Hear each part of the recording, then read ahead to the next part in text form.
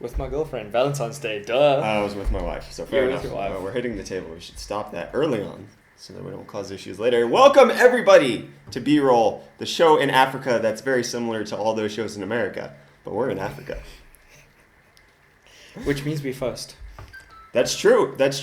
Even if somebody's positive. doing it on Tuesday at night, we have the first night time. So the only pretty people who true. are beating us are New Zealanders.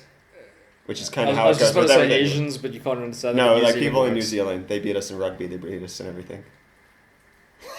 Don't go there. We're South African, don't say that. Anyway, guys, hi everyone. This is the 10th episode. Number 10, we're here, number 10. That's pretty cool. Yeah. How do you feel about that? I feel like we have committed. Are we doing this? By the way? Yeah, so we don't have to say we it don't have now. to mention it Okay. now. There's a little like goodie for everyone that stays till the end because it's the 10th episode. Yes, we have and goodies. It has to do with 10. And so also somebody's already mentioning this in the YouTube chat. Yes, clean cut. I hit 10,000 subscribers. high five, dude. I look amazing now. Yes, I you do. looked like an idiot before, but it was a commitment. And you always stick to your commitments, people. Always do it. Okay. Byron. I cut my hair too and got new glasses, so I think both of us look slightly different. I We probably look look good. exactly the same, to be honest, but No, I look. Brett doesn't have a little... What was that? Like, Like- that was 6 months. Like, that was kind of looked like a hair tumor more than like actual facial tumor, hair. wow. Okay, I've never heard someone call it a hair tumor, but anyway. It was not a natural growth, I'll tell you that much. But can we appreciate that Brett got to 10,000? Like, that's pretty insane. And this is the 10th episode. The 10's flying all around. Do you have a $10 bill? Why would I have any dollars? Do you have a 10 rand bill? Uh, We don't need Bull, to we delay don't for call that. them, Okay, whatever. cool. Anyway, how's it everyone? And so the main discussions for today, for all of you that might be here at the moment, is we're going to be speaking about Ryzen. Major leaks going on, most of us confirmed, at least like really, really good sources. So neither of us have signed an NDA and neither of us have touched the chip, but we have been informed by people who are under NDA who have accidentally said things to us. And luckily we can say whatever we want because we haven't signed anything about it. Let's works that way. I mean, yes, technically. Let's stick to what the leaks are we- specifically and just cover that. for the most We've part. also got some information about the Nintendo Switch. I know we've probably gone on about that for way too many times in this. But we got to try it out. Yeah. We got that hands-on, man. Hands-on. You have videos about this that I shot. I do. That was pretty cool. Yeah, You you're shot welcome. them. Thank you. we We had a 1,000 little views already. we had a little discrepancy earlier this week about me not being properly credited. Hey, I'm credited in this for a change. Yeah, because I put you as credited. Thank you. You're welcome. But yeah, so we guys, had an argument. There we go. The main discussions for today is obviously Ryzen as well as the Switch, but we also have some information about what Intel's doing in the market, some gaming news, and a little bit of eSports Basically, tech and esports. That's Yeah. all we're about. Tech, gaming, Gaming. and esports. It's all. as well. Esports is the little, It's a giant bubble. little segment, and usually South African only. We try to keep up to date with South African eSports. Yes, people are Cool. joining the chat. People are asking me to fully shave when I go to 100,000. I did that back in high school. So you guys are going to get down low information. I have a misshapen head. I have grooves in my head that shouldn't be there, and I look horrific being bald. I look bad with facial hair, and I look bad with no hair. So this is pretty much This is where you need to be. This is it. This is I'm not doing any of those challenges as far as I know. I have no desire to go that far anymore. I'll probably never do that because as a kid, the one day my brother and I were playing in the bank, and there was those I don't know if you had these in America. There was a concrete slab, and then it would have a pole with chains, so it was where the people could weave between. So we had those, except for they were you can pull them Yeah, across, so- and so- it's a metal base, not concrete. But this is pre that. We Okay. have that now, Okay. and the concrete base, we were jumping over the chains between them. Yeah. And I was really short and small kid, so I actually jumped on the chain, and the concrete base flipped over and smashed into my skull, and cracked it open. It's pretty bad. So No, I just have a normally deformed head. potato. All right. No. Anyway. No Vin Diesel. All right. So should we just? I should probably stop knocking the desk. Yeah. Stop hitting my desk. I'll go back a little bit. Should we get into the first topic, Byron? What do you think? Definitely. Let's get into let's the first start topic. with Ryzen. All right. AMD Ryzen 5. So this is not the 8-core 16-thread CPUs that they're saying are going to launch. This is the 6-core 12-thread, if if I remember correctly. Which is basically the competitor to like an i5. Yes. So at least in terms of pricing. Pricing, yeah. A 60 or 7600K at $259. Yeah, that makes about sense. there. Which it's saying it's going to compete, according to these benchmarks, it is going to compete against the 6850K, which is a $610 CPU. That which is in South amazing. Africa costs probably about the price of my PC. No, I looked at the 6850K. They're not too bad. They're like 8.5.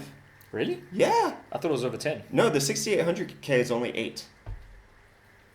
It's not terrible. Wow. Okay. I looked it up. But that's still more than a 7700K, and this is like. Yeah. I just look at all these charts and datas, and oh my goodness, it's all amazing. Okay, so this isn't only showing us the 1600X. Yeah. This is basically the entire range from Ryzen 3 all the way up to 7. So anything that's Ryzen 7 is going to be 8-core 16-thread. Then Ryzen 5 will span from 4-core 8-thread up to 6-core 12-thread. Yep. And then Ryzen 3, which, I mean, come on, AMD. Did you really have to go 3, 5, and 7? Like, how blatant i5, how i3, blatant of a ripoff is that they went 3, 5, and 7? My kind of like hopeful speculation out of all of this, and this is not confirmed in any way whatsoever, I'm just saying like future, is that it's like we've always had AMD stuff and there was always an R9. Which means that there's still a possibility for like enthusiast grade Ryzen 9 stuff in the long term. Maybe. That'd be amazing. That'd be cool. Yeah. So if you look, the Ryzen 3s are priced at around an i3. The Ryzen 5s, that's an i5 7400 price, and this is an i5 7600K price. Yeah. Like this is i5 territory, and then this is i7 territory, with it going a bit higher than a 7700K, but still less than I think. How much is the 6800K? Do you know? 6800K? Yeah. I didn't mean to click on that. I'm sure it'd probably be about like $500. Why won't it let me leave? leave? Sense. Yeah. So about $500. Yeah. But if you see, why are you doing this to me, Forbes? Well, but regardless, going back to it. No. I don't want the loads. ads. Come on. Oh my goodness. Here we go. So you see the Ryzen 7 1700 comes in at $319, which is less than the 7700K. I think there's a few interesting things that in this entire like chart if you look at it.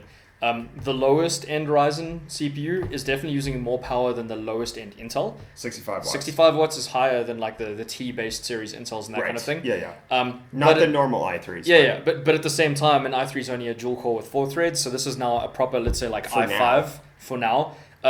Also, another thing that's pretty obvious is the base clocks of all of these CPUs is quite a lot lower than what Intel is.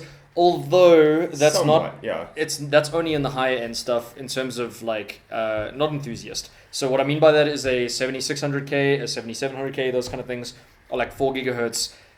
Whereas these are all 3 point something. But don't forget that like an i3 or an i5, the lower end ones are also pretty much this kind of like clock speed. And the important thing to note is that all of these unlock multiplier. Yeah. All overclockable. Although there are some behind the scenes reports that Ryzen will not be that great of an overclocker. Just because of the SoC design, it's not going to perform as well as Intel in the overclock. Like I think the source that I read said that there's barely any instance of the highest end Ryzen doing 4 gigahertz 24/7. Well, the 1800X is 4 gigahertz turbo. Wait, not 4 gigahertz. I'm saying the wrong things. No, I'm saying something wrong. 4.4? Either way, it's not going to clock as high as Intel's kind of like. This is the problem with reading leaks. You read 1,000 of them, and you have no idea what real life is anymore. Well, all the information is different. But look, okay, Ryzen summing it up in terms of this actual chart versus Intel, at least in terms of Kaby Lake. Slightly lower clock speeds in terms of price to price kind of thing. Yeah. Way more threads, like literally double in most scenarios. And the cache, I don't really know too much about that. Like, is the cache kind of level with it? No. It's basically the same. Right? It's actually higher. Okay. I think. The lower end. Dang it. The lower end stuff is higher wattage than Intel, but the higher end stuff is lower wattage than Intel. Yes. So except for one of the reports also is like if you compare it against the scaling factor of this, the TDP actually isn't all that great. Like it's good, but it's not amazing. Something that I was a little bit curious about is looking at the Ryzen 7 1700 Yep. versus the 1700X. So I'm just going to be speaking about 7 because that's the one that everyone's This is the thinking about. strangest thing. Yeah, so there's a 30 watt difference for only a 10% increase in base clock. It's a bit strange. Yeah. And then the other thing that confuses me is The if you look turbo's about the same. yeah, and if you look at the 1700X versus the 1800X, the actual spec difference between the two is only 200 megahertz, which is 5% difference roughly if you look at the highest end. $110. $110 difference. Now, looking at a 7700 versus 7700K, you're not looking at a $110 difference. You're looking at like closer to 50 kind of thing, depending on where you're looking. Which that's probably the strangest thing Yeah. that I see about Ryzen right now is the pricing structure is kind of It's strange. still good. It's just odd. It's odd, yes, and so that actually makes me curious. Is there something with these chips that hasn't been leaked yet that's Yeah. causing these price differences? See, the thing that and the TDP difference between the 1700 and 1700X. And something I've read, and now this is also kind of a confusing factor, is that people are saying the X versions are possibly the black editions. Now, in the past, black editions were usually overclocking versions, whereas the whole thing that AMD is trying to come across is that every single one of them is overclockable. So it's kind of strange where it's like you're going to...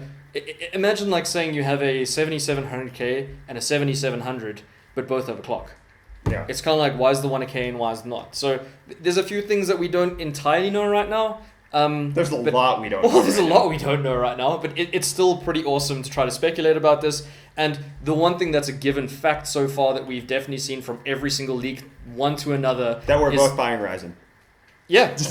It's just that no matter what the price per performance is between the different Ryzen chips versus Intel, it's insane. Yes. Like, there's no reason other than just gaming. Pure gaming, you only want to play games, fine, Intel still makes sense because Yeah. it's IPC. Yes.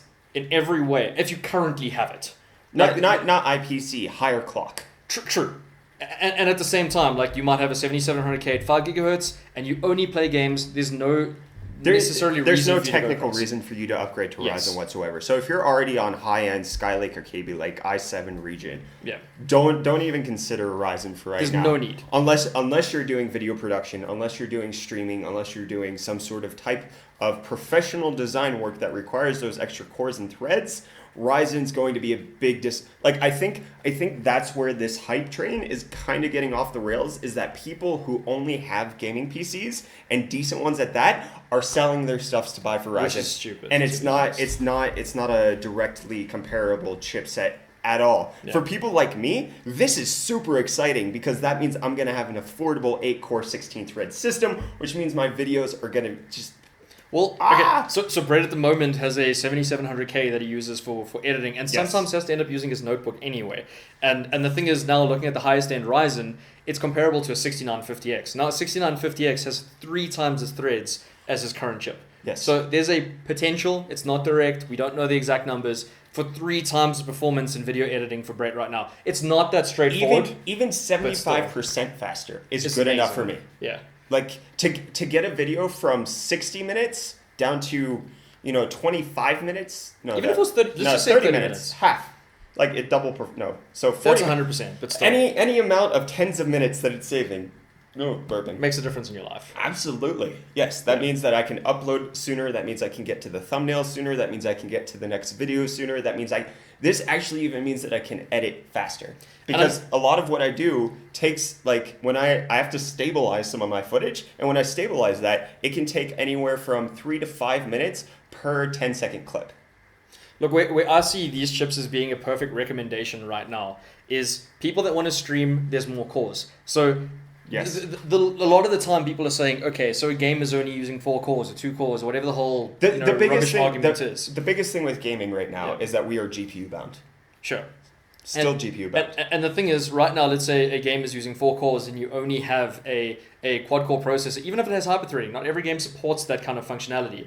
And then you're going and using something like XSplit. Sure, everyone thinks, okay, but I've got my GPUs at 1080. That doesn't matter. The encoding and everything still happens CPU-wise and all You the processing. can't play the game and stream at the same time, and Yes. it's really difficult to do on a It's frustrating. 7700K.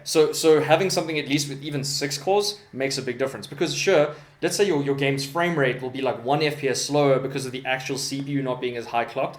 You're not going to have stuttering. Your minimum frame rate is going to be better.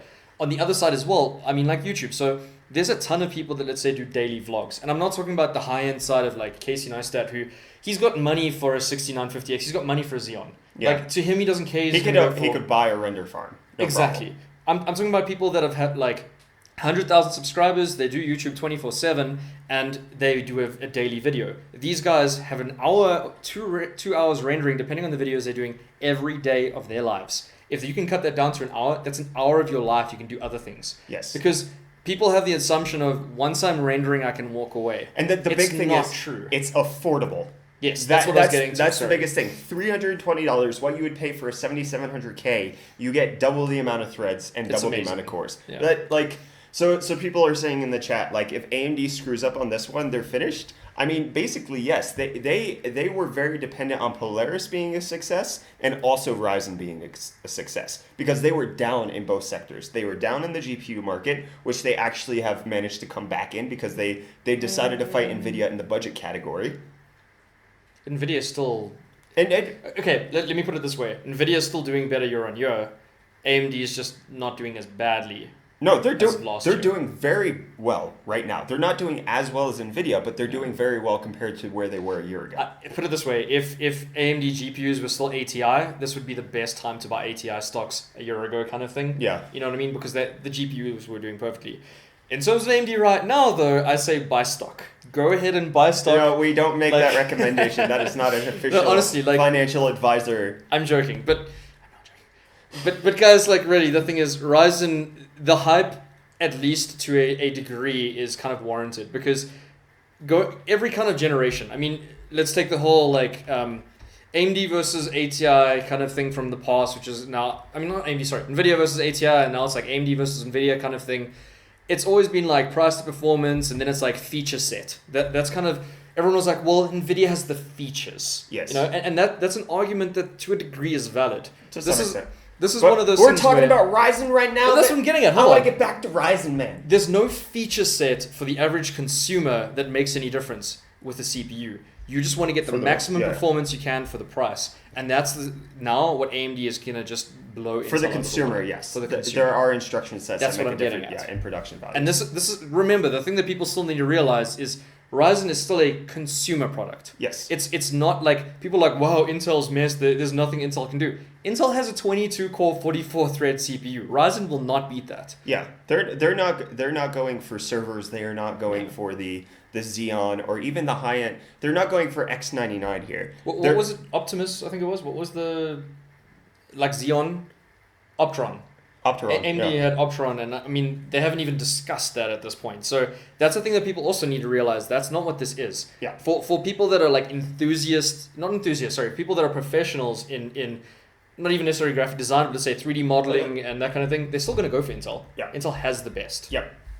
Let's get back. Let's get back to the leaks, Byron. We need to get back to the leaks. So here we are on Reddit. There's some 1700X benchmarks leaks, which is more applicable to me because I think I'll probably go for the 1700X. So that's the second fastest? Yeah, for $390. I don't think I'm going to go for the $500 CPU. Unless there's like some major revelation that hasn't been shown. So we're going to go through these Imager links that are right here. I think the first one has all of them. This one has all of those. Oh, this has all of them. Yeah. Okay, so this is the 1700X, which is running 2133 megahertz dual channel RAM, 16 gigabytes, and that, my friends, 1537 is its Cinebench score, which is really good. So I think it's comparable. Is there a comparison somewhere here? So no, these. I think that might have been in the Reddit thread itself. The Reddit thread. Okay, yes. So the comparison.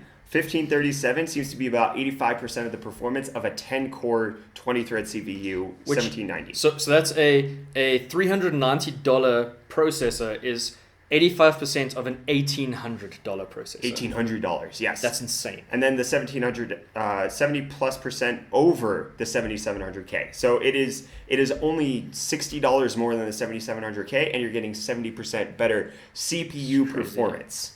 At least according to Cinebench. Now, Cinebench is not gaming. People need to understand that. But then Firestrike, the Firestrike score is 17916 for the. So if I recall correctly, my 6700K when I have it at 4.5 gigahertz does like 13.5 to 14. So that's still really good because KB Lake wasn't that much better. So if we go back to that, go back to that. That's like 3,000 points higher, 3 to 4,000 points higher, which is significant. Like that's and Firestrike should technically be a technically like gaming kind of. I'm losing words right now. benchmark. It's a benchmark, but it's trying to say like what the performance you'd get out of games. Yeah.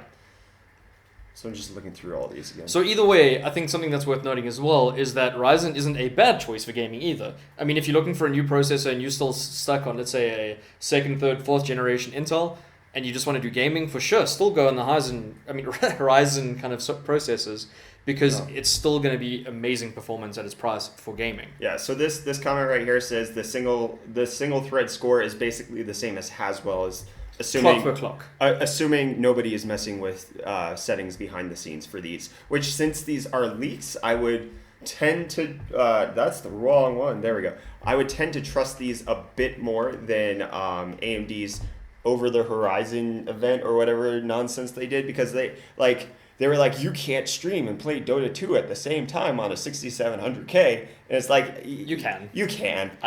Like what are you even talking about right now? But they disabled some architecture setups and made it's still a semi-valid argument, because running a 6700K or 7700K isn't actually a recommendation for streaming. You want something with more cores. Yeah.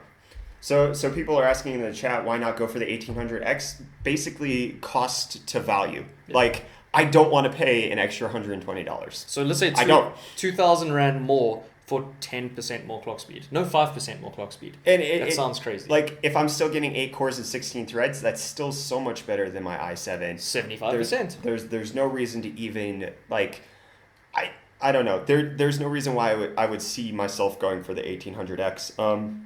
What motherboard would I be getting for the 1700X? I don't know. Well, definitely the X370 version. Yes, X370, but as far as like which manufacturer, I have no idea. Do we have a image or anything like that actually showing the difference between the 370 and the 350 in that? Is this just to quickly explain? Is this it? I'm not entirely sure. Just scroll down. No, that's not it. I don't think we have anything. Okay, so let me just quickly explain. Yeah. There's 3 different chipsets, at least that we know of so far. Yeah. Which is kind of similar to, let's say... we froze. Poop.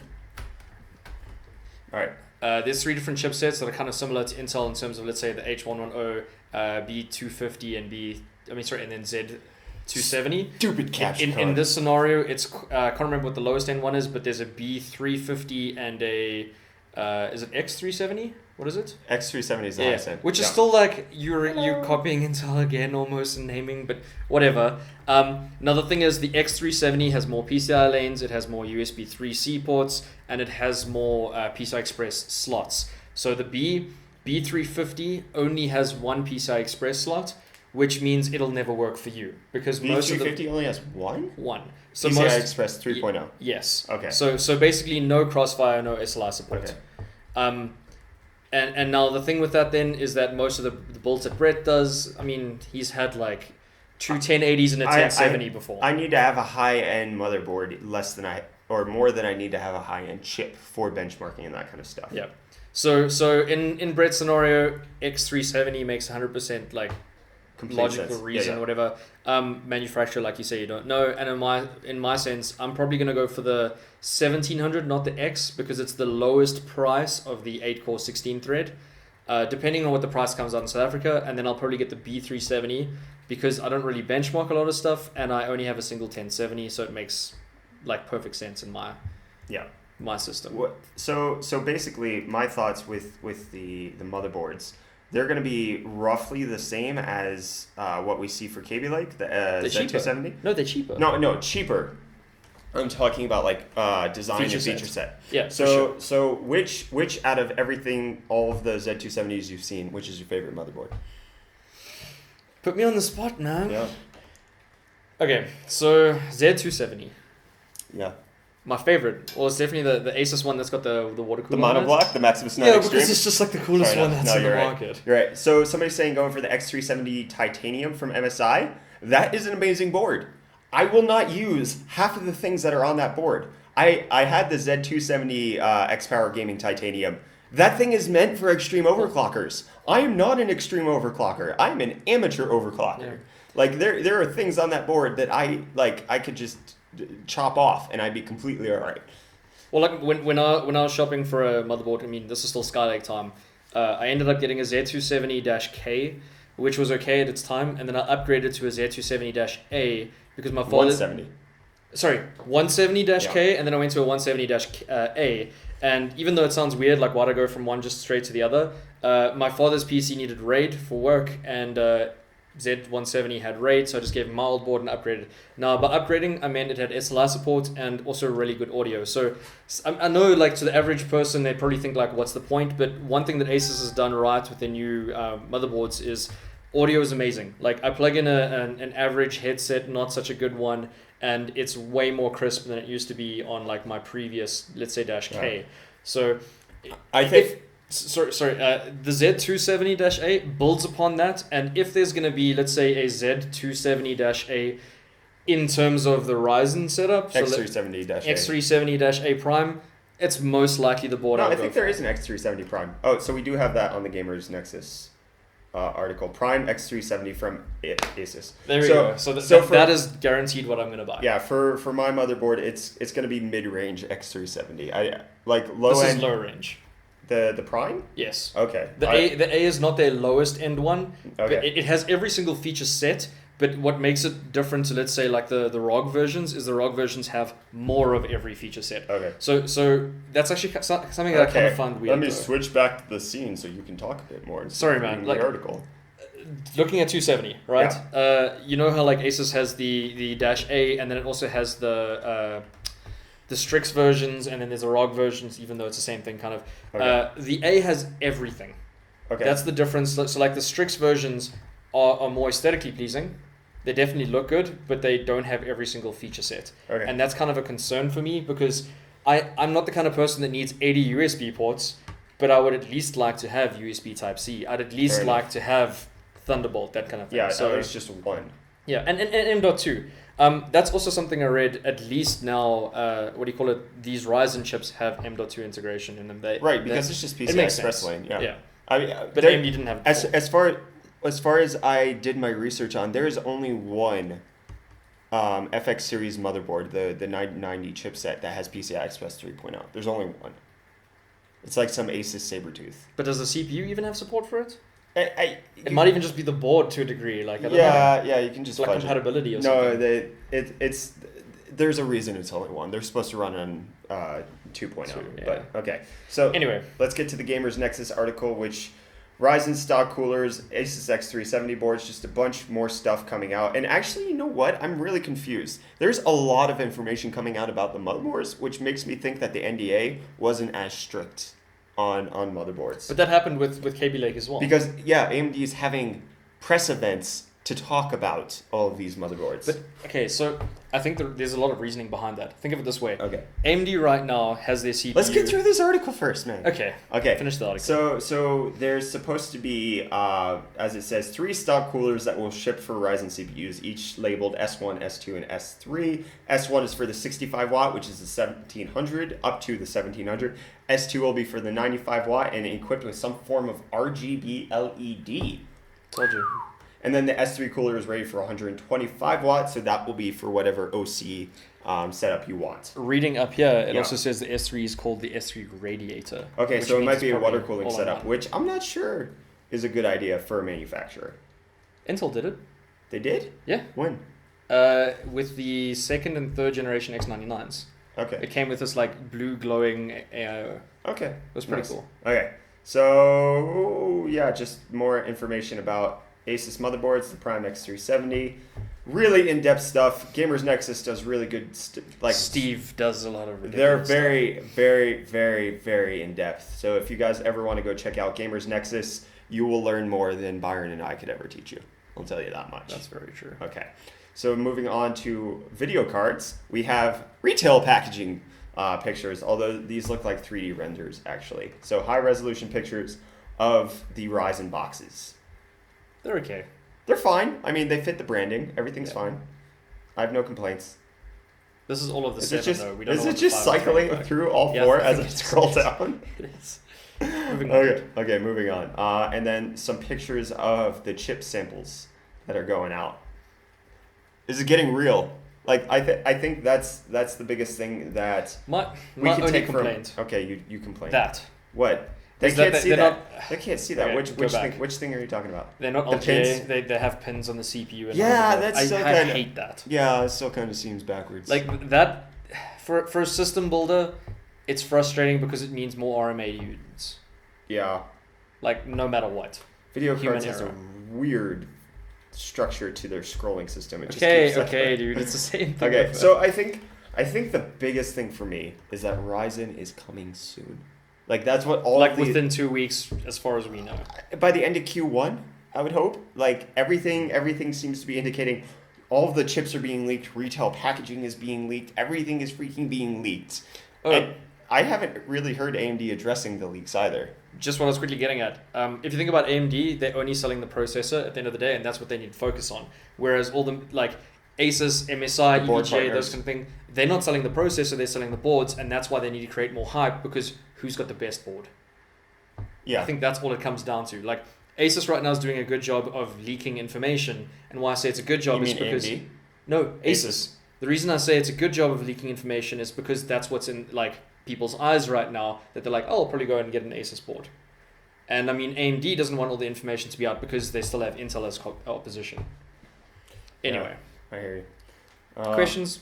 Nothing really that much. The chat stopped. Okay. How much does Vega cost? I have no information on Vega. Zero information on it. No. Oh my gosh. Stupid capture card. You froze again. Let's get back to the article though. You guys can still hear us audio wise. So it appears that retail samples of Ryzen will be either shipping without a cooler, which is a la Intel, yeah. or with the cooler. And then we saw on Gamers Nexus that there could be up to 3 different types of coolers included with the entire thing. Which is amazing because it lowers the price. People Yes. that are going to end up getting the X processor, the K processor, that kind of thing, they're not going to use the stock cooler.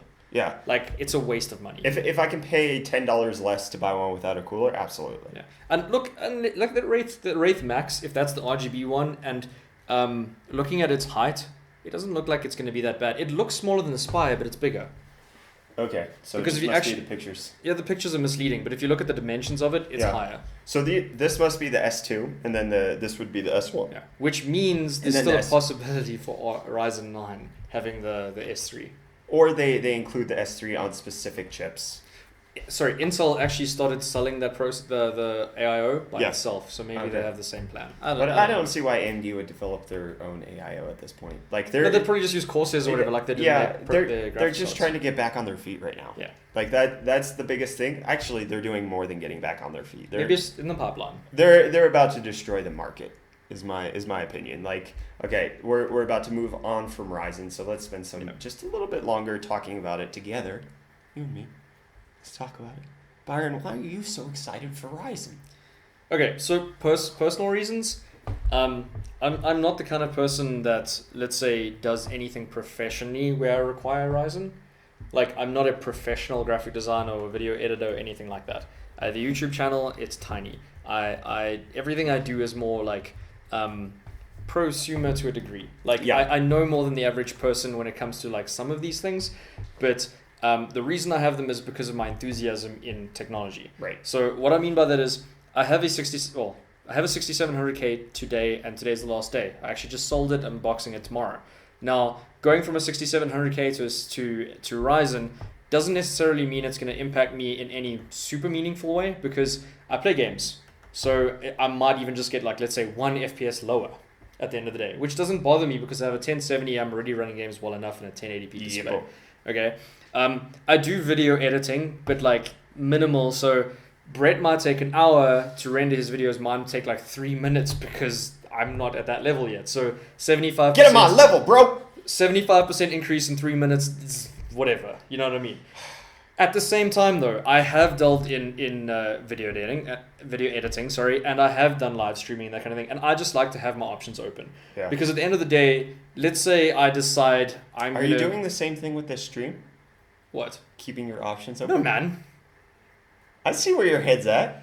Once you get a better offer than just somebody being your friend and doing a live stream together. Yeah, I got to find another South African person, that's why. Okay, so once you find a South African, Exactly. Americans aren't good enough for you. Which I is see never how going to this is. happen, so yeah. Rude. So the thing is, I like having my options open in terms of like desktop performance above what I'm utilizing. So even what I mean by this, like a 1070 is more than I need for Dota, but if something ends up happening in Dota, like there's a new patch or something like that and it requires more performance, it's not going to happen. Can utilize more performance. Because they have VR mode as well. And exactly. Stuff So like an example, like Fallout 4 is a perfect example of that. A game engine that doesn't necessarily look very good, and all of a sudden there's a patch that needs a 6950X minimum requirement. Not 6950X. 6950X. No, 5960X. Okay, sorry. The 8-core one. But what I'm getting at is like, I like to at least have these options open because at some stage, maybe some new game comes out that just needs some ridiculous processor. I have it. Yeah. Or all of a sudden I'm working on a video and I really need that like extra performance. I have it. And the reason as well is the price that I'm selling the 6700K for, my understanding, I mean, there's nothing confirmed on paper.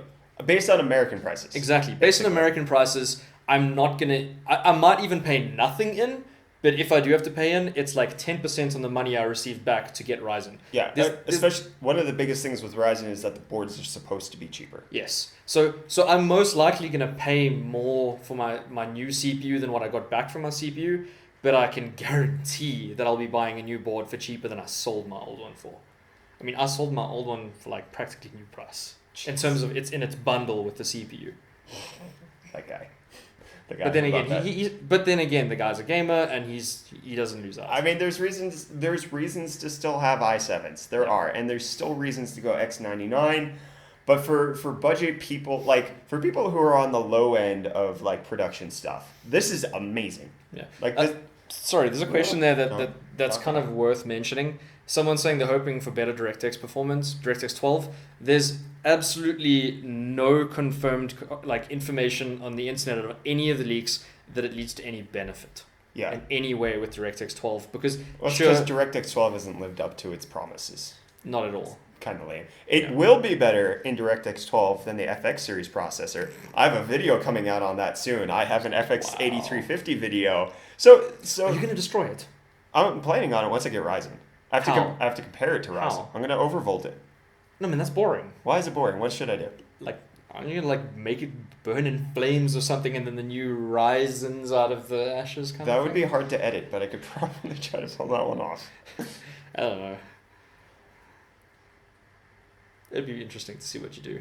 Did we just freeze? Or you just... you're getting that tool?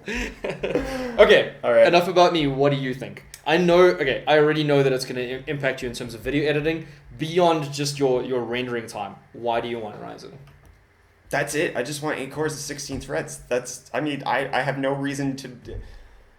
I'm just excited. New hardware bot scores? No, I'm not probably...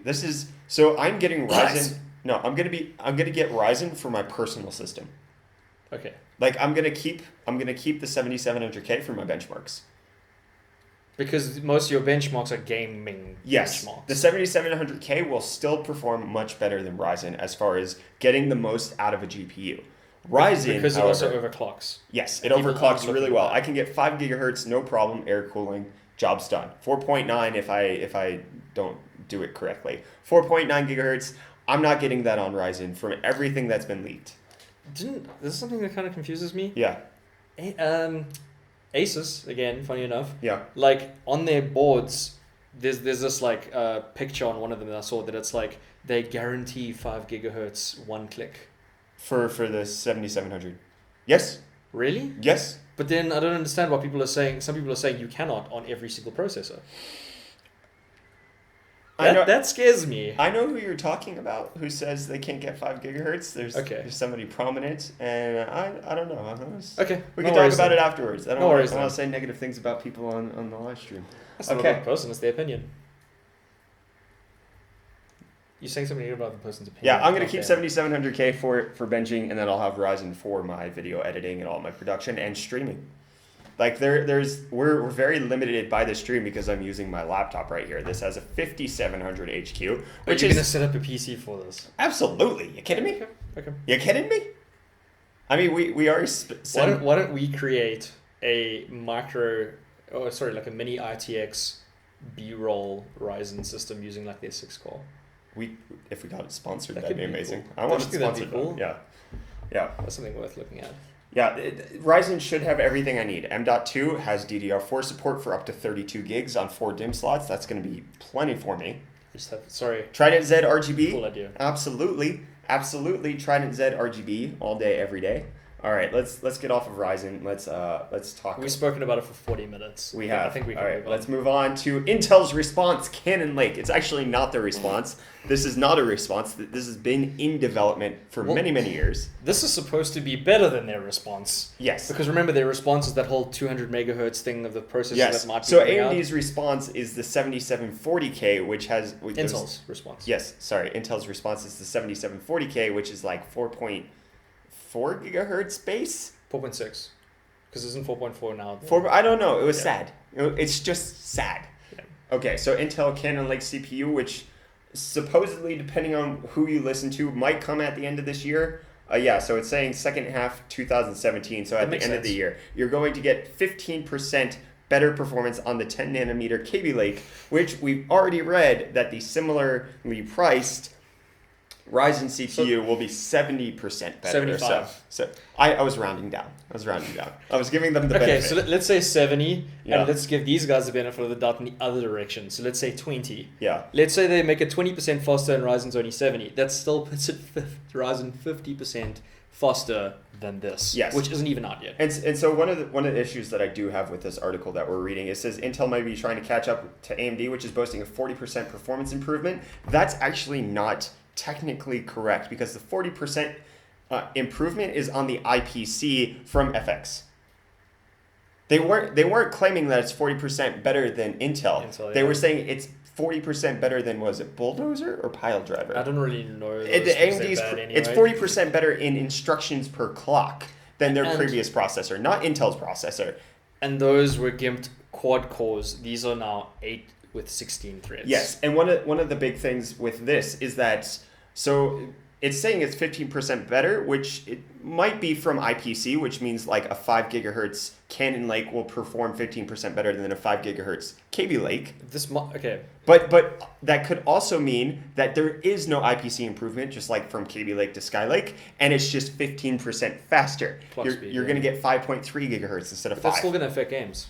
Yes, absolutely. So Intel might still be able to use this in the right marketing to say we still have the best gaming processors. Yes, absolutely. Intel is still going to be on top for gaming until AMD can respond with higher clock chips, which they probably can as the Zen architecture develops. Either higher clock chips or second generation Ryzen with That's better what I IPC. meant. Yeah.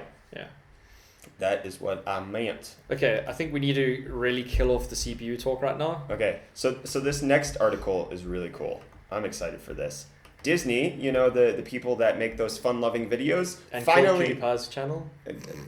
Let's not go there. Finally nails free roaming wireless power delivery. So you walk into Disney's living room and your smartphone starts charging automatically. Wait, Actually, what? is this the same Disney Research? Is that a division of Disney? I should have probably checked this before B-roll, but It wouldn't surprise me. sorry. Disney does a lot of weird things. Yep, by the Walt Disney Company. Okay, fair enough. Wait, So, just charging by itself? So with an they've adapter? achieved room scale ubiquitous wireless power delivery. That is, they've created a prototype where 10 objects, smartphone, lamp, a bunch of other stuff, are powered wirelessly, no cables required. I'm sure it has to have an adapter. Yeah, you can see right there. There's at least an adapter on that iPhone. I'm not sure if it's actually part of it. But given Disney's investment and stuff, like this is just the initial development. If like Gen 1 or whatever. If Disney is getting behind wireless power delivery, then you can expect like it becoming like the new key charging basically.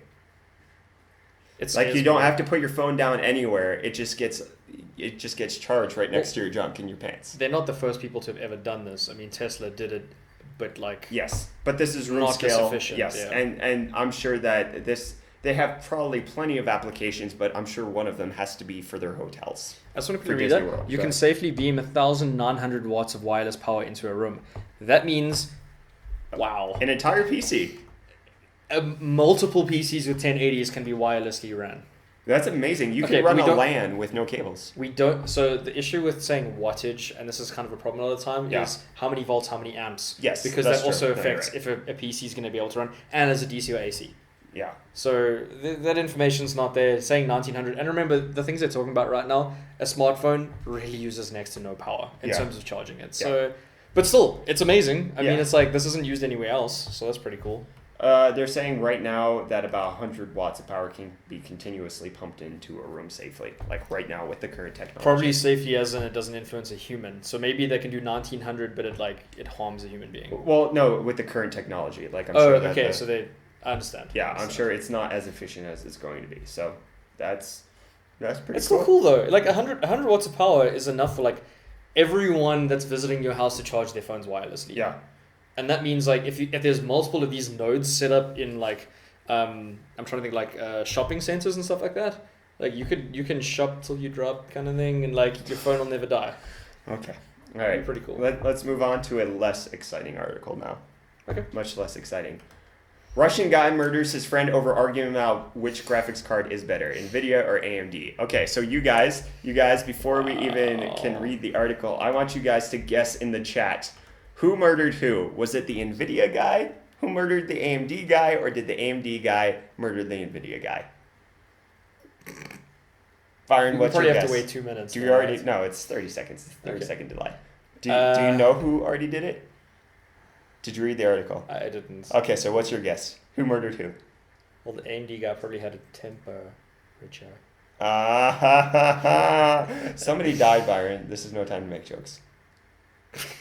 I would probably say, I'd say nVidia, because AMD fanboys are usually people that are just trying to state facts, whereas nVidia guys are usually the guys that are just like, it's better.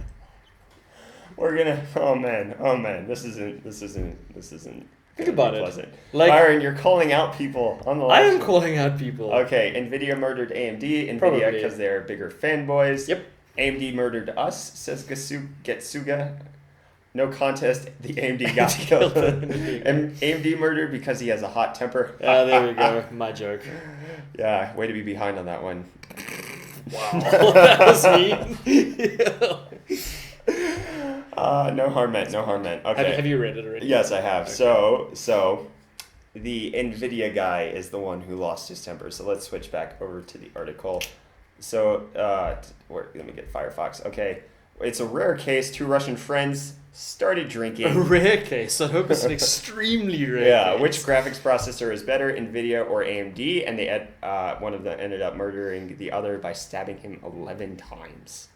That is rough. And it's not even who makes the better processor. The argument apparently was about which cooler of the GPU is better. But that's the stupidest argument ever. They were drunk, to be fair. And probably, I'm sure this had less to do with them arguing about GPUs, and a lot more to do with the fact that they were just arguing, and that they would have killed each other over who has better French fries, Burger King or McDonald's. Or maybe the one guy said that the cooling was 11 times better. Yes, so this led to the discussion of the cooler. The discussion soon turned for the worse, and Alexander ended up murdering his friend for claiming that AMD was better, which is a very unfortunate. Their faces look like it's a very unfortunate situation for this event. The left guy's probably the nVidia guy. He kind of looks creepy. This looks like a Facebook picture. This looks like a picture of somebody who's being taken in. Just a guess. So this incident took place over a year ago. The only reason it's relevant news is because he was just handed a 9.5-year prison sentence for the crime. Well, if he's talking pre-480 cooling. I'm going to hell. Can we just have some respect for the dead? Wow. Some respect for the dead, my friend. Oh, wow. Okay. Moment of silence. Laughing is not silence, Byron. Okay, moving on. Let's go on to the next one, Byron. You know a little bit more about this, even though I'm the one with the PlayStation 4 Pro. PS4, oh my goodness, PS4 Pro Boost Mode tested. Just how fast is it? Tell us, Byron, what did Digital Foundry find out? Okay, so this is based on the 4.5 patch, right? Yes. Okay, which was the same one we spoke about last week. Which introduced external hard drive support and the... Cool stuff. Yeah. Okay, so the one thing that people are misunderstanding about the PS4 Boost, the Pro Boost Mode, is that basically what it does is it'll allow the graphics card and the processor to be able to run at a higher clock speed, because the difference from the PS4 to the PS4 Pro is not only that there's two GPUs, the GPU is actually clocked higher, like let's say 17% or something like that. I don't know the exact figure. And the CPU is clocked higher too. So what happens is games like NAC, like first generation PlayStation 4 games, where they were supposed to run at 30 frames per second, but they struggled. So they were only like 22, that kind of thing. Will now run like perfectly at 30 frames per second due to that increase in performance. That's the idea. Yeah. It doesn't use the full processing power of the PS4 Pro because it doesn't use both GPUs. So the cool thing about this is that basically previous games, that there's no like necessarily reason for patches to be introduced. They can run better on the PS4 Pro. So NAC, Call of Duty, those kind of things. Basically, games where the performance would dip.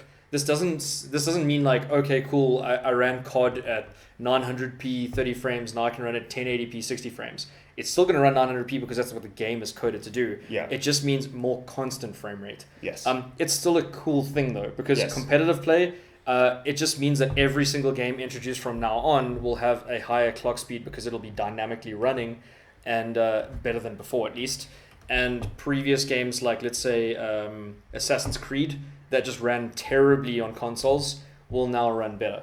Because remember, it's a 17% increase in GPU and still, like, let's say a 25% increase in CPU, and those are folding on each other. It's not just a 17% increase.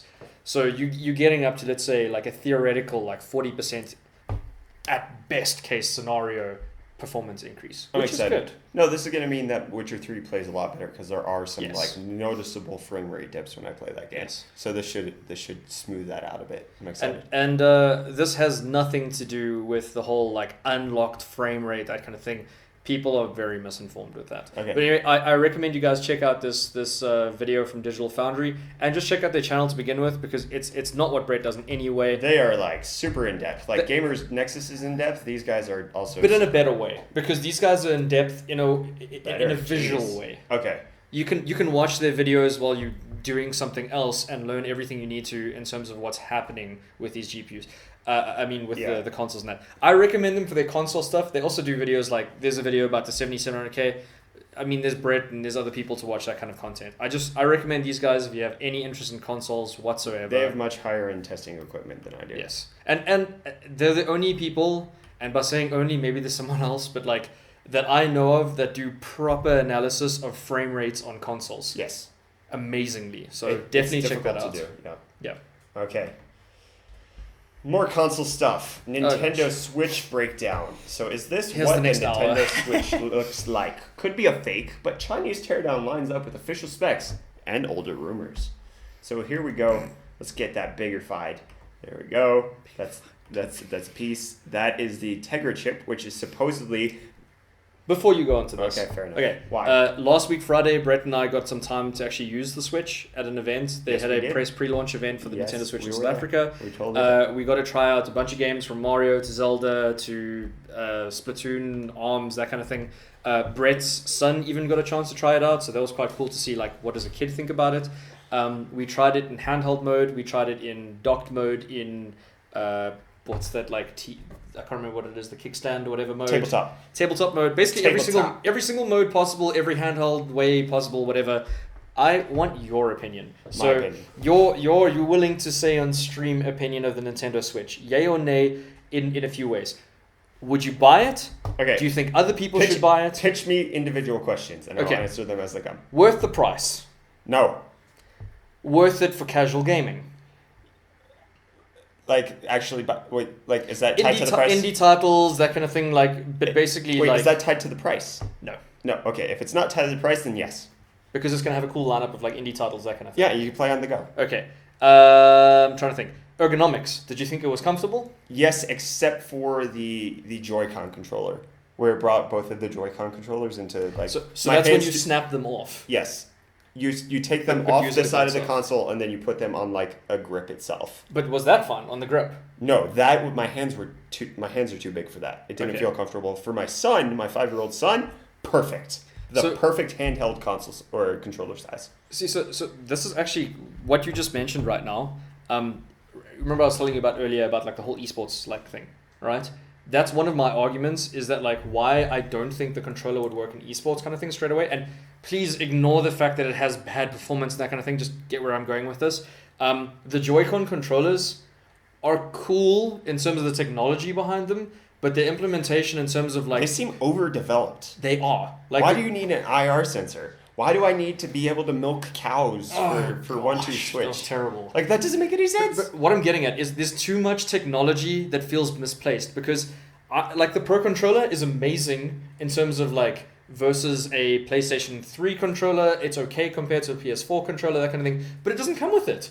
So you gotta like chuck in another $100 before you can have a Pro controller. And right. my issue is that like there's been a lot of what do you call it? I'm trying to think of what the right word is now. Articles and that kind of thing, and studies based on like consoles where most people that buy a console buy it with like 3-4 games, and then that's the most they ever take out of their console. And now you taking a console like the Nintendo Switch, that means everyone that buys it and doesn't get the Pro controller is going to have a pretty bad experience when they're using that controller. Yeah. Well, no. What? It's not good. Yeah. It's okay, but the problem is comparing it to a PS4 controller or what do you call it, a Xbox One controller. It sucks. And don't forget, there's no like Pro controller in terms of like what the other market has. I mean, their Pro controller. Yeah. You get what I'm trying to say? Like, there's no Razer Raiju. There's no what's the one that you usually didn't like, the Nakon Revolution Pro. There's no Xbox Pro controller. Like, none of that stuff exists. And I kind of feel that like... I actually would rather use the Joy-Cons separated than on that little grip. Because my hands, like, they come together like this when I'm trying to play on that little thing. So, for me, it was comfortable enough because I have small hands compared to Brett. I mean, just to show, like, it's definitely a big difference. And, like, for your son, it would be perfect. But, I don't know, like, there's a lot of things about the console, and its ergonomics, for me, is something that's way better than the Wii U, but it's not good enough yet. Here is my, like... definitive conclusion on the Nintendo Switch. It is going to be good. It's going to be fun, and it's going to be worth buying in 6 months. Or even if you don't have a PS4. No, in 6 months. Why? Because right now you will be overpaying for everything. Yeah. So it is not worth $300. $200, absolutely. Is it It is a replacement for the 3DS. It is not a replacement for a console. Yes. And all our discussions before we've had in B-roll with the Nintendo Switch, like we've had kind of both sides of the argument trying to like defend one or the other, or at least attack it even in some instances. But the thing that's like a definite obvious fact is it's mode where you have the console in your hands with the controllers was the best experience. Is the best experience by far. Like stable frame rate. Yes. So when we were playing Zelda Breath of the Wild on TV when it was docked, it was abysmal. It was so bad. The guy from Nintendo who was helping me and my son play through it, he was like, aren't the graphics so beautiful? And I looked at him straight in the face and I was just like, no, they're actually really bad and the frame rate's really bad. I captured it on a capture card and it's running at as low as 15 FPS. 14 FPS in some places. Like, it is a bad port. At 900p. At 900p. It was a Wii U game that they poorly ported to the Switch. But then again, so is like, when it comes to a console, can you actually say a console is good or bad because of the games it has? Yes and no. The reason I say that is, on launch, the games it has defines it. Because at the end of the day, like, that's all you have to compare it to. Yeah. But at the same time, if you look at the X1, like the Tegra X1 chipset, there's games already on Android that look better than Zelda. Yeah. The only thing Zelda has on them is a bigger open world with more items and more interaction. I'm sure Zelda's going to be a great game. It just looks like a bad port. But so playing Zelda, 900p 20 FPS on its 55-inch TV with oversaturation, horrible experience. It was a bad experience. Like horrible, not even bad. Playing in handheld mode in 720p at a constant 30 FPS, amazing. Yes. And it's only got a 3,000 roughly milliamp hour battery. But what I'm saying is every like 1,000 milliamps is relating to like an hour of gameplay, which means if you have a 10,000 milliamp hour charger, I mean a power bank, which costs next to nothing, you're gonna have 10 hours theoretical of playtime.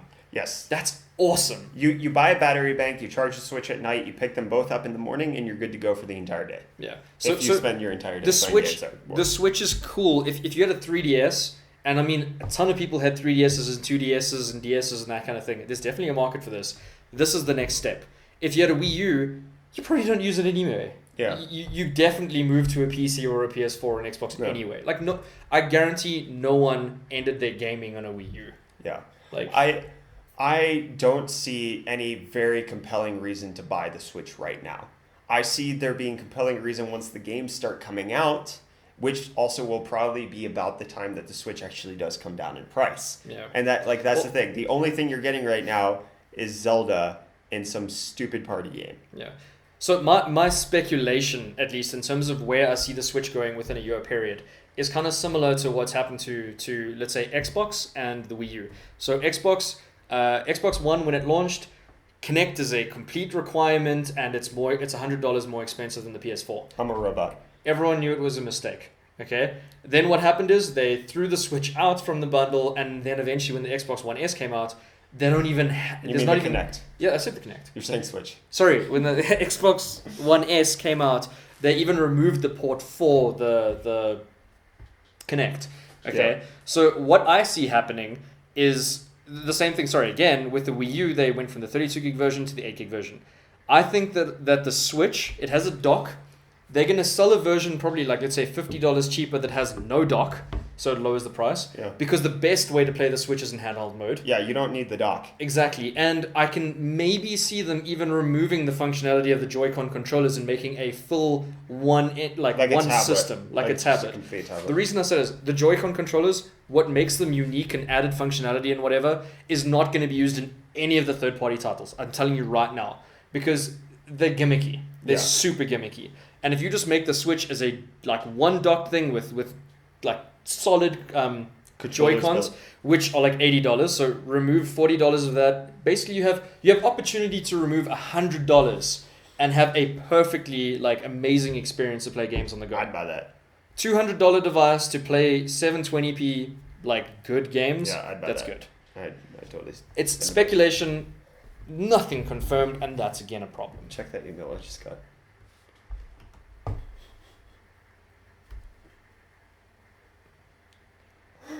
What? I'm gonna say it out loud. Don't open it though. Don't open it though. No. Okay. So Brett just got a message on a specific platform. Please send me i7 7700K processor. I really thankful you. I'm a big fan of yours from India. But what? How do you cold? So how do you cold call for a processor? Anyways, moving on. Is the stream always on Tuesdays? Yebo. Tuesdays at 9:30 p.m. GMT plus 2. Yebo. Work it out. Okay, so here we go. Let's move on to the next Switch article. Here we go. Nintendo confirms leaked Switch UI videos made with stolen console. So the guy who made the video, let's make this clear at the right up front. The guy who made the videos with the console did not steal it. He got it from a retailer. It appears that somewhere in the pipeline... Distributor. From the distributor. Somewhere in the pipeline of it getting to the distributor and then to this individual, it was stolen, and then it was illegally basically given to this guy. But apparently in an isolated incident, and they resolved the issue, and he sent it back. Yes. So the guy who made the videos ended up sending the console back. He's not in any legal trouble as far as I can tell. No. Or as far as I heard. Like in no way whatsoever, but the person at the distributor is probably going to end up, I think, being prosecuted at this point. And what? I didn't want to do that. No, thank you. Go back. Okay.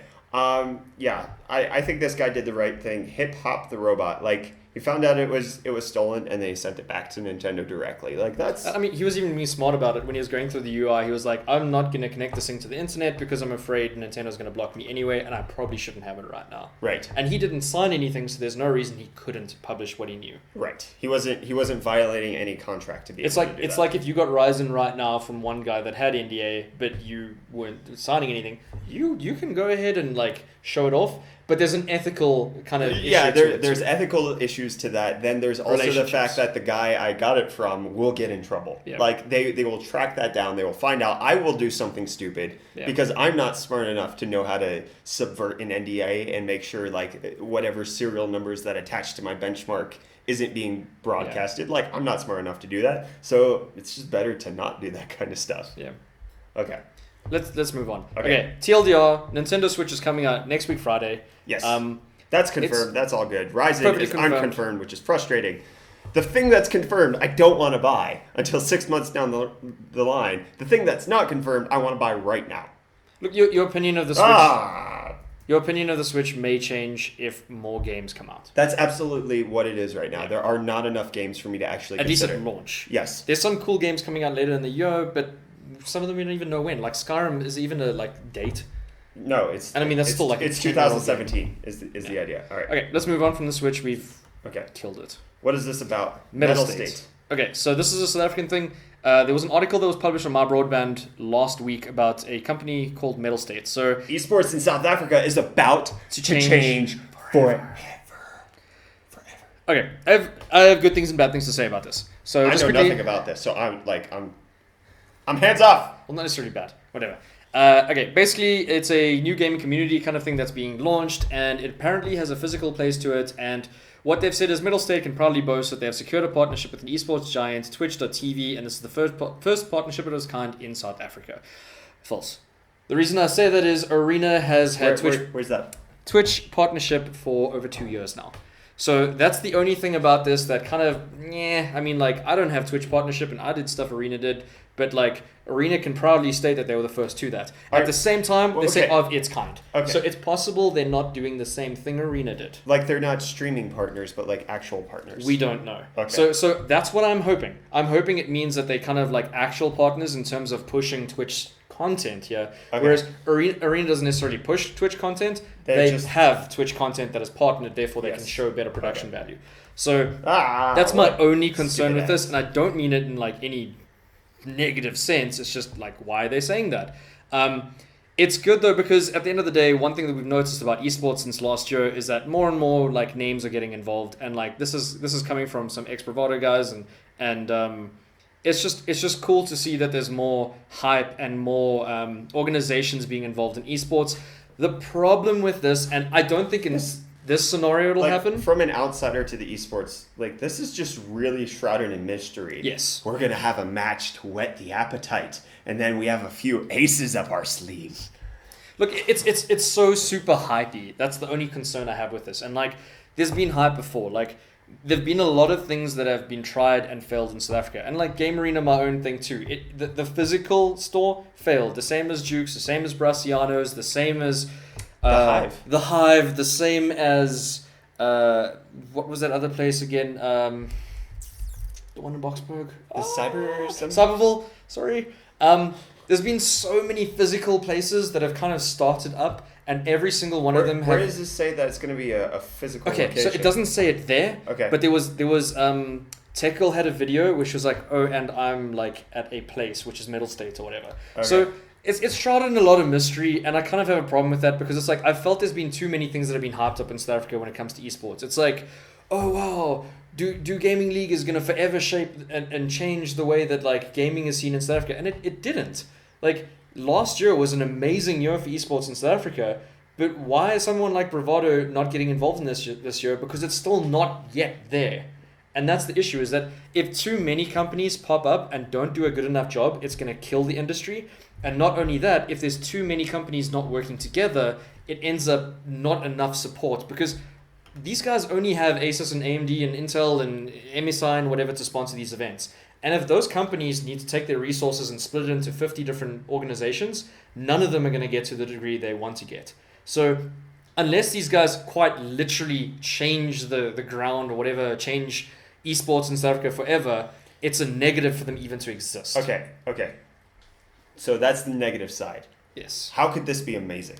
What can you imagine them doing that's actually going to change the esports? Okay, so something that didn't happen with Do Gaming League and with DGL Masters and that kind of thing is official ESL, MLG endorsement, that kind of thing, where the teams are actually getting, let's say, credits or points or whatever to some form of international recognition.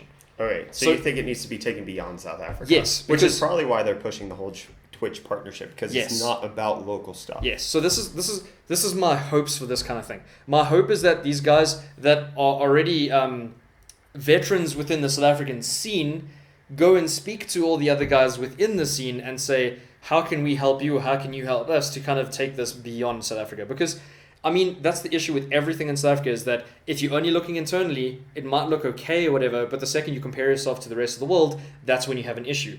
And if these guys are not taking external things from other countries and reinvesting it here, and the opposite way too, like the teams going overseas, I don't see anything good happening. But at the same time, we don't know enough information. These guys, like, there's an organization in Europe that basically what they do for esports is they like the agent for esports teams. So they go and they speak to MLG and ESL and those kind of things and say, these clans are going to be entering these events, and because the prize money is not good enough here, they won't be in these ones. Like, if these guys are supposed to be agents for esports teams, that's cool. Like, that's something South Africa doesn't have. If they're trying to bring legality to esports, maybe even, because that's something esports doesn't have. If they're trying to, I bring in Arena again. Like, Luca and Kyle have done an amazing job with the resources they have available in the past, like, let's say 3 to 4 years. But at the same time, it's been like two guys with help every now and then from other people. You know, there's never been this like team, like, let's say Nav TV's had a team, but they haven't had like enough big things to like get them going internationally. Okay. And like, if these guys have a team that keeps working forward and growing, and they become like the expectation of the scene, that these are the casters and these are the kind of things that they do, whatever, like, that's another good thing that can happen. Like, I don't know enough about this. Is this a casting thing? Is this an agency thing? Is this a physical space? Right. There's a lot of possible things they could do that would be great. I'm hoping it's not just a new physical space, because everyone that's tried that has failed. And I mean, they could succeed. They can succeed, and that'd be amazing. Yeah. But right now, that's not what South Africa needs. Okay. What South Africa needs is not a physical space to play games. You can play at home. Yeah. What South Africa needs is international recognition and external investment. Okay. And if these guys do that, super props to them. Okay, cool. Let's get into the next article. Horizon Zero Dawn. Everybody loves it. So basically, PS4 exclusive robot dinosaur hunting experience about a post-apocalyptic world that's open world action adventure. Has a lot of stuff. 5 out of 5, 9.5, 9, 7.5 out of what? 4.5 out of 5, 10, 9, 9.5, 5 out of 5, 9.3, 9, 9.5, 8, 2.5 out of 5 from US Gamer. Wow, okay. That's interesting. I would want to read the review because they gave it a bad score. Not a bad, well, 50% is bad. Yes. Yeah, 50% would be a bad anything score. below 70, in my opinion, like, why? Yeah, I don't know much about this game, but I'm excited for it. I definitely want to pick it up. Look, the thing is, at least from those scores, it kind of leads to like this is possibly a game of the year game. Yeah. And what I've seen of it so far is I watched a video of IGN, even though like at the end of the day, there's a whole joke, 9 out of 9, 10 out of 10 IGN, whatever. Yeah. They were just raving about how everything works perfectly. Okay. Where it's like the combat, even though it's like only bow and arrow kind of thing most of the time, it just works. Yeah, and it also supposedly performs basically the same on the PS4, the PS4 Pro. It's just resolution difference. Yeah. Like no, it's still the same frame rate. Yes, yeah. It's a perfectly playable experience on either console. And that's like, The Last Guardian was the opposite. Yeah. The Last Guardian was hyped up and played so terribly on my PS4. All right. More exciting news for you, Battlefield 1 servers finally launched in South Africa. So DICE has added additional server support that came online today for South Africa, Hong Kong, and Dubai. I just used the same figure for all of those. So they launched today. Byron, what do you have to say about this? Too late. Too late, really? Too late. Why? The reason I say that is... I was not expecting that. So how many months has it been now? Wasn't it October? October, November, December, January, February. Like, almost half a year for them to bring out these servers. And the issue with that is that a lot of guys that I know bought Battlefield 1 on launch, or at least a week into it, that kind of thing, played internationally, hated the lag, and then went and moved on to CSGO and all the other games they played before. And the problem is, like, there's a bad taste in the mouth, because someone that moved on to CSGO doesn't want to move back to Battlefield just because of servers. But what was the scenario like with Battlefield 4 when that came out? Like, Battlefield 4 had South African servers. Battlefield 3 had South African servers, yes. Okay, but Battlefield 1 didn't. Yeah. But so pretty much like every Battlefield. Like, okay, my leg is too white to be shown on stream. So do you really, like, with how long Battlefield 4 has stuck around, like, people are still playing that pretty religiously? I think the only reason Battlefield 4 stuck around is because the game after it was terrible. Which was Hardline? Yeah. Okay. Hardline was so bad that people moved back to Battlefield 4. Because Battlefield 4 was a good game. There was nothing wrong with Battlefield 4. But the problem is that it's like you can't have too many other games on top of them that are bad, because it's not only Hardline, it's the Star Wars one, Battlefront. Yeah. That game was okay, but like it could never be competitive. Yeah. And that's the issue, is that it's like you're going from a game that was, I say near perfect, but Battlefield 4's netcode was terrible for at least a year. Okay, at least other than its netcode, which was huge. Okay, the game was good. Then a bad game, then a worse game, and then a game that you can't play here. So internationally, it's perfect. Internationally, people are playing Battlefield 1 and they have no problems with it. Because it's better than COD, from what I've heard. I don't know. I don't play these games. Minecraft is better than COD. Okay, fair enough.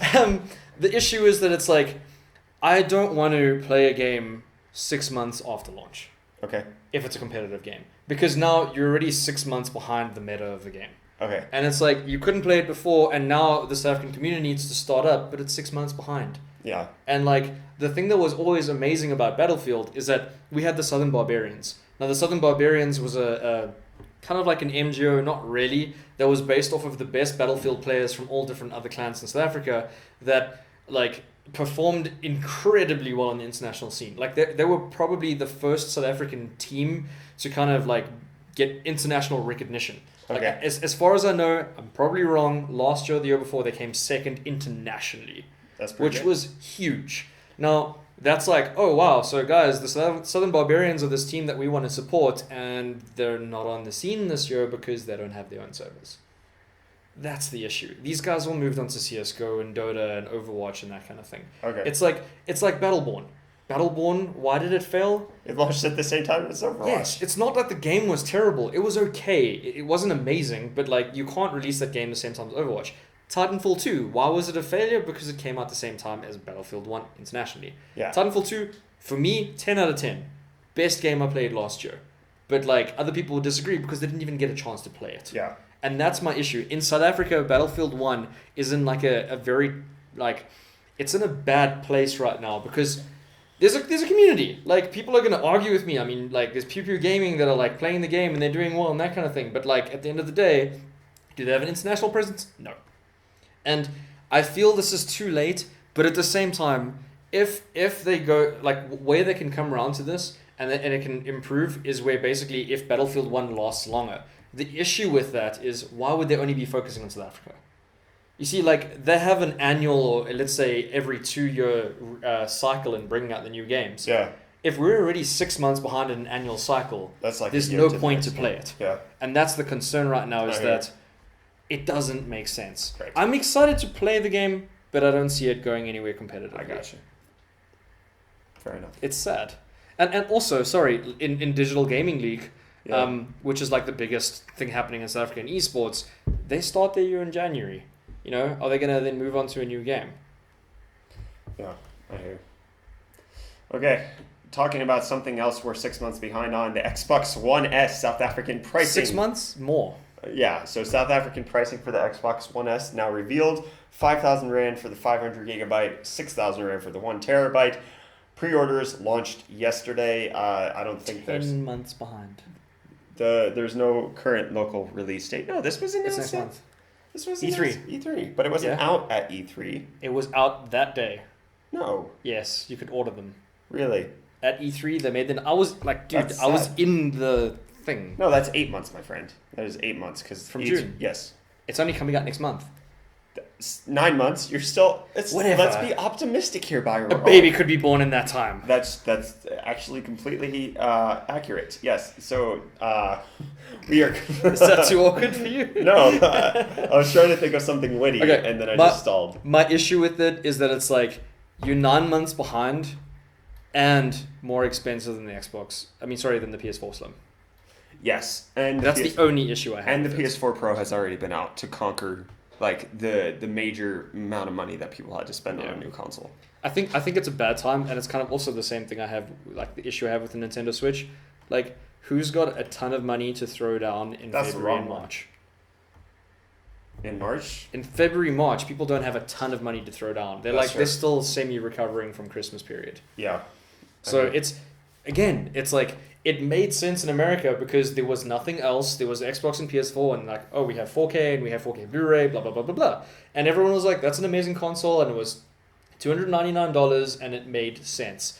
The problem here is that it's like it's too delayed, too expensive, and too far behind. Because the issue again, you're speaking about Xbox Scorpio should technically have a global release, because that's what's happening now. Is at least like the new consoles and stuff have a close to global release. Like Nintendo, the Switch is going. Switch to be is global. Yeah. PS4 Pro was like a month behind.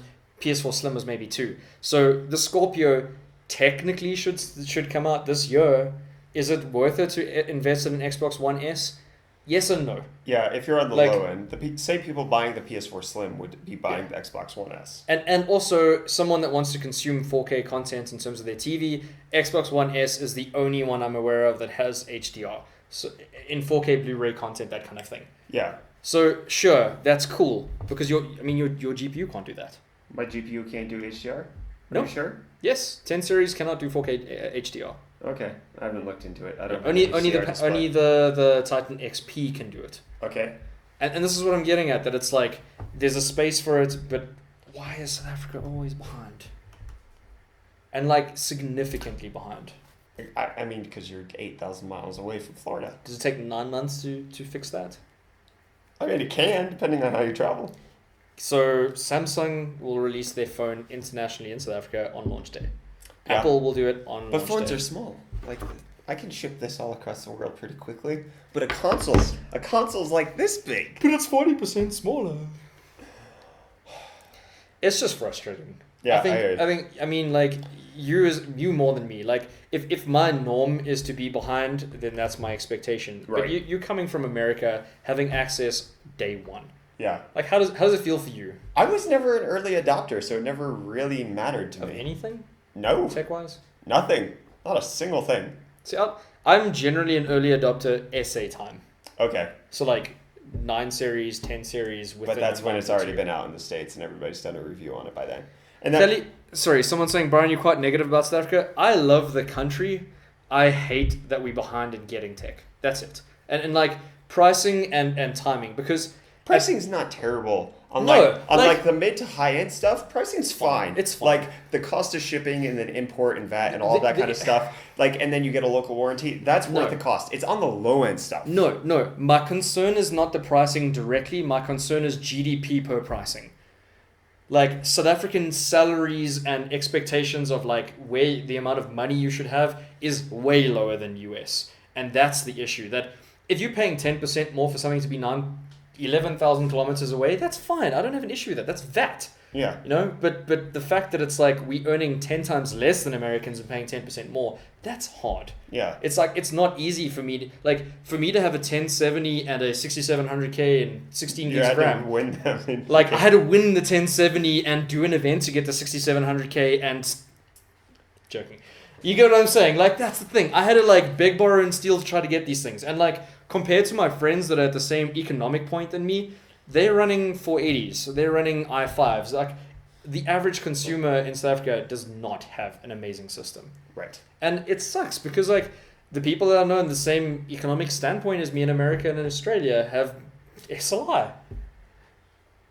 That sucks. It's because we're also massively in debt. Like there's that thing. Like that one of the reasons that I was never an early adopter is because like one of my family's philosophy is we don't go into debt. Yeah. We owe no debt on anything, and that's just like when my wife Not and the I. American way. Yeah, it's not the American way at all. Like an average college student comes out from my university, it would have been $40,000 in student loans, and then you get a car, and then you buy a house, and then you're $400,000 to $500,000 in debt. Well, that's kind of like the positive opposite end of South Africa is that as much as like anyone internationally will probably know by now, we have a president that's always in like, let's say, the press for the wrong reasons. Don't want to be too political about this. Let's not go okay? there. And we have issues with, let's say, like universities and that being like flamed and negative things happening within education, like something that is unfortunate. We have the second lowest average in mathematics and science in the world. Okay. That doesn't mean that every South African is stupid. That doesn't mean we don't have good universities and good private schools and institutions available. Like we have like very, very good universities and you can go to South Africa and you can grow up and have a university degree for full degree $20,000. Yeah, that's not bad. Something you can't do in America. And I'm talking about like living expenses, not just your tuition. Yeah. So that's the thing. Like, it's a cheap country to live in terms of like the global idea of cheap. I mean, sure. Like, the issue is in South Africa we have a lot of poverty, and the average person can't even afford that. They can't go to university, and that's like I have gripes against the country when it comes to the things that don't work, but the things that do work, I'm fortunate. Yeah. Like, I have. Let's stop going further into this. South Africa is okay. Yeah, no, South Africa, like, when people ask me why would you move from America, the land of the free and the home of the brave and the Please money, don't go there. like people ask me that. They're like, why would you ever move to this country? And I'm just like I know South Africa's bad, and like there's some bad statistics out there, but it's not nearly as bad as you think it is. Like, people are worried that it's like, you're gonna get murdered, you're gonna get stabbed, the streets are unsafe. Like, yes and no. It happens, but like, it also, like, there are places in the U.S. you do not go because you will be murdered. Like, there are places like that. You don't go to... And you learn. That it's like, okay, so we have these really bad taxi drivers. Avoid them. It's that simple. You don't go into a shady, street. Let's not name names. But, like, there are problems everywhere. It's very easy to see that the grass is greener on the other side. But that is not to say that South Africa does not have problems. It absolutely does. Yeah. And it has far more systemic problems that we could probably even address on a tech show. We're a multicultural country that is cheap to live in. And we are a tech show who should not be going into things of which we are not at all intellectually astute enough to deal with. Because I'm sure if we have anybody... TLDR, South Africa's okay. South Africa is yes. It's okay. I mean, there are certain things that I have to do differently living here, but like on the whole, it's not. There's worse places to live. I'm sure there are. But okay, here we are. Back to tech. Byron, we're closing out the show. What do we have? We have some giveaways for the 27 people who are here, don't we? Yeah. Not all 27. Not all 27 of you get a giveaway, but we have giveaways for people. Before he finishes that. Okay, go. Open Steam. Okay, get ready. Open Steam. Click on that little add a game. Get ready to put some codes in. There's a few games here. They're mostly indie games from Humble Bundles, that kind of thing. Maybe rather cut so you don't end up doing the same one twice. Oh, that makes sense. Yeah. I've got 10 games. It's the 10th episode of B-Roll, so I thought I'd just do something nice for you guys that have been here. Byron's so sweet. Guys, if you do end up getting a game, at least just please tell us what it is. Some of the games I don't even know. Like, I bought some random games a while ago as well, and I don't even know what the keys are. So, yeah. So the guys that are busy watching the live stream, we just want to say thank you. 10's a milestone to some degree. Like, you have to start somewhere. Yeah. How do you eat an elephant? It's 2 digits. You have to kill it first. What? Where does that come from? The joke usually is, how do you eat an elephant one bite at a time? But I didn't want to be normal, so... I thought you said get it. I was like, rope? Okay. So, you guys ready? First Steam key is entering the chat. Before I say this, because this is delayed. Which chat? Nobody's in Discord. Not a single person has typed in Discord. Okay, so this is going in UF Disciples YouTube stream. Do you want to just quickly double check the Facebook thing for in case people are there? I can. I absolutely can. I can make sure. So guys, one of the keys is out so far. Give us 1 second. We just want to double check. That'd be crazy if there's anybody watching on Facebook right now because we have completely ignored them. I don't think so. You won't get the notification either way because you didn't post it. No. But I no. So here. I tagged you in it. No, but I get the notification. So no. Okay, let's not worry about that right now. Free stuff indeed, Gitsuga. Bro, you can't just come to my channel asking for tech. I don't have tech to give away. I think to throw people off, post all 9 at the same time. I don't know, man. Because people, there's like a Steam limitation for them to be able to just grab it. Okay. So what's probably going to happen is the first key Brett chucks in right now, no one's going to grab because everyone's going to think they're smart in trying to get the second or third one. Okay. That's usually what happens. I can't do all 9 at this. No. Hold on. But you cut the... I can do 3, right? I can do those 3. If you do, I think what's going to happen is they're probably going to have them with no spaces. Okay. Do it. You think? Do it. Okay. There are 3 keys. There are 3 Steam keys in there. 3 Steam keys. That's what I did during the live stream. Yeah, as well. no, I saw that. And I made some fake ones. Back then, at least. Luigi Mora, you are super late to the party. You are indeed, friend. It is nearly 11 o'clock. Paste. You are late. Well, I wanted to make sure people got those and didn't just try to grab this one. Okay, cool.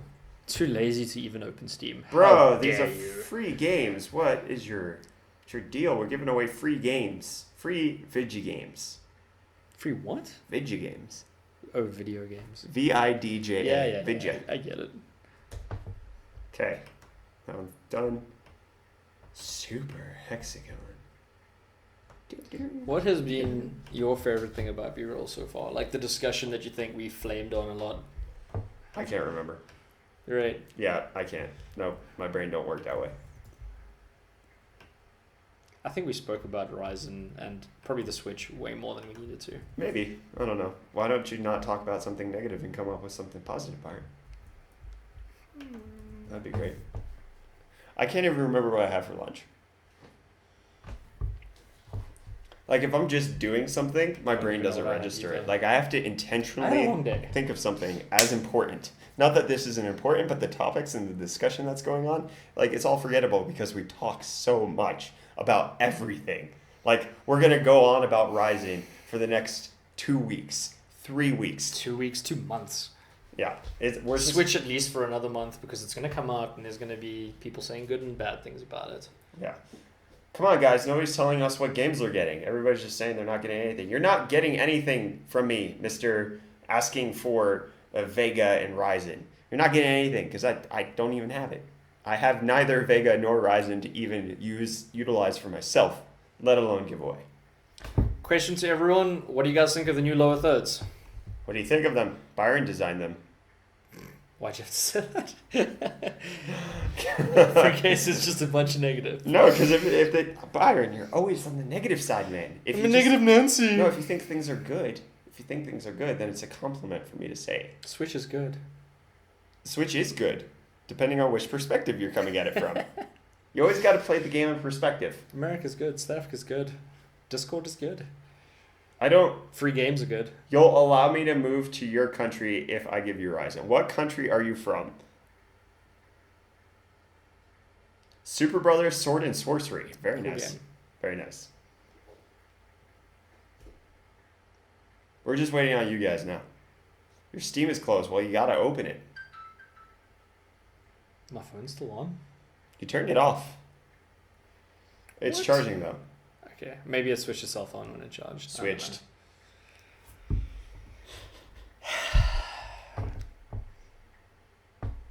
What's your opinion on the Xbox One S? I think it's worth it. Like, it's competing against the PS4 Slim. And I think depending on which console you want to go with. Yo, I have a major issue with what you're saying. Why? The reason you don't want to get the Switch is because of the games lineup. Yes. What does Xbox One have right now? Xbox One games. Your PC has Xbox One games. I know, that's why I wouldn't buy it, but people would get Xbox One for those games. Would I buy it? Absolutely not. I'd rather buy the PlayStation for its exclusive. What? Mister, if you are from America, I am fully allowed to go back to my own country. I am a natural born citizen, my friend. I can go back to that country. I can go to a lot of countries with my passport. Space Machine. Cool. I think that's the first time he's talking in chat. You live in Rome? The greatest country that ever existed? That got burned down. That ever existed. Byron, all good things must come to an end. Then aren't you supposed to say like Babylon or something? Well, Rome invented our modern legal system, so... Like, basically our entire culture is based off of Rome. I'm not going to go there. Okay, guys, if you guys have any questions based off the topics we spoke about today, please let us know in the YouTube chat, and within 30 seconds we should be able to see them, and we'll try to discuss them.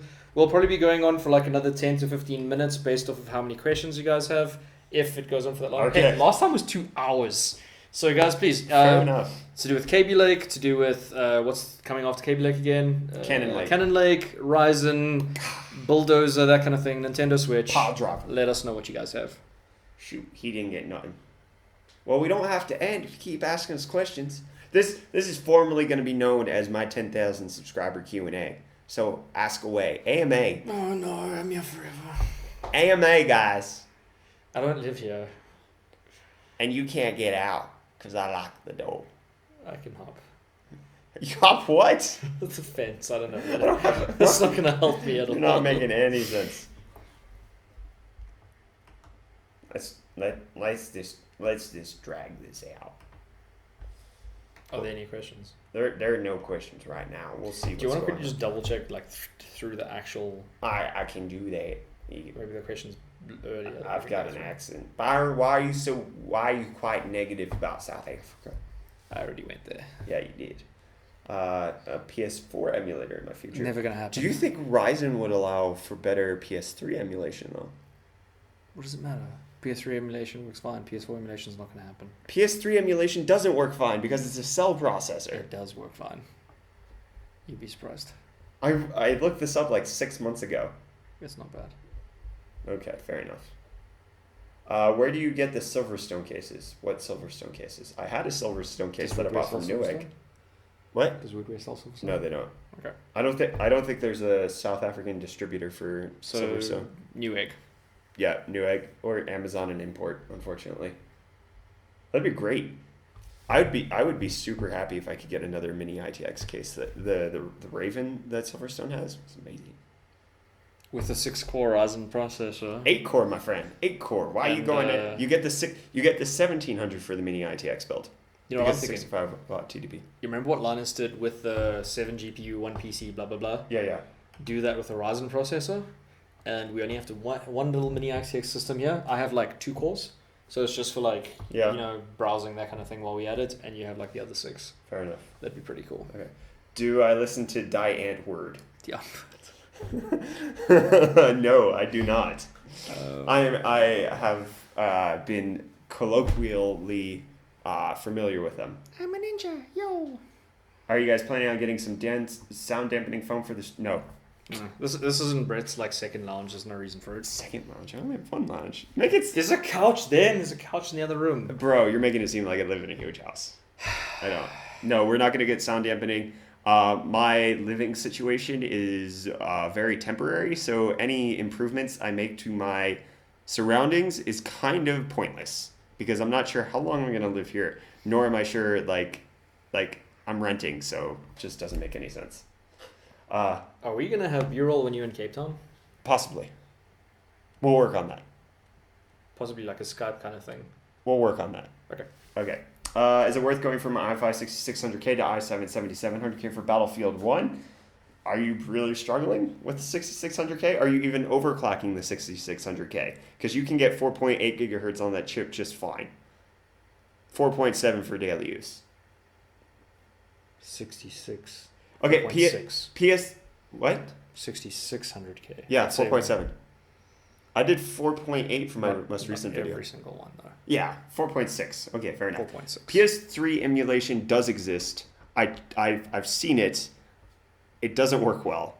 Byron says it does. Byron's going to be wrong here. So Carlo got Spirits. That's pretty cool. Anything can be emulated because people need to remember that the development for it happens on x86. People aren't creating the games on cell processors. They're creating them on x86 and then porting it to cell. At least what they used to do. Which means the reverse of it is not only possible, but directly usable. Okay, so you know what? We don't have to go into that. Yeah, so old school 978 is saying that the instruction sets will never work on x86. Fair enough, but you know what? I've seen so many things that people have said cannot be done. Windows 95 on a smartwatch. Like I've seen so many things where people say it cannot be done, and there's always a way around it. And for game emulation, like there's diehard enough people that they're just gonna keep working at it. So yeah, there's a weird echo because the room is kind of hollow. So not much we can do with that. What internet connection do you guys have? I have fiber, 100 meg down, 50 meg up. I have 40 down, 20 up. Fiber. Do a stream vlog. The heck does that mean? Maybe like the streaming setup? Oh, okay. I could do that. That'd be cool. It's kind of lame. We don't have enough viewers for that kind of thing yet. Yeah. Well, I don't think the viewers matter. I just think it's like... 5 seconds. Yeah, it's like 2 lights, a camera to a capture card to a laptop with the Zoom H1. Yeah. That's the sound. That's pretty much it. Running XSplit, which sucks right now. Yeah, XSplit's been having a lot of issues. Yeah, see if the person gets 4.6, they can't get further. I understand it. 100% in Valve. Would really a 6600K really be doing 100% in Battlefield 1? Or does it sound like something's wrong? 24, yeah, it'll work. I can see that happening. I can see it happening in 1440p. No? 1080. 1080. 1080p, sorry. Yeah. You don't need a better processor, you need a higher resolution monitor, because then you become GPU bound. So get a 1440p monitor, you don't need a new CPU. Job's done. Sounds weird, but like the whole Pentium video of yours with 4K, that was so weird. Anyway. Yeah. 6700K stock volts are 1.31, totally normal. Like I think 1.25 to 1.3 is fine. Like we saw at the gigabyte overclocking thing last year, like 1.45, which is bad, but still. Yeah. What do I use to edit my other videos? A laptop. This laptop right here, actually. Programs. Premiere Pro. CC. I'm currently using Resolve, which... DaVinci Resolve. DaVinci Resolve. Because it's free. Because it's free, and when you actually export to YouTube encoded videos, it only takes as long as the video to render. Is it actually H.264? Is it? Yes. Are you sure? Yep. What's the bitrate? 15 megabits per second. Something doesn't seem right about that. You're just using the wrong program. No, man, there's fishery in there. Nope. There's fishery. They make red cameras, they know what they're doing. Blackmagic does not make red. Huh? I mean, they use red cameras, sorry. Like, integration and everything like that within the app. I'm being an idiot, whatever. My streaming rig performs better than the one used by Linus. Ha ha ha ha ha. Yes, running 1080p, 144 Hz. I sent Byron a pic of how the PC looks now and seems to be a common problem with the 6600K. I don't know who Peanut is. It might have been the guy that posted that. Check on my Facebook page quickly. Your page? Yeah, my page. Bar.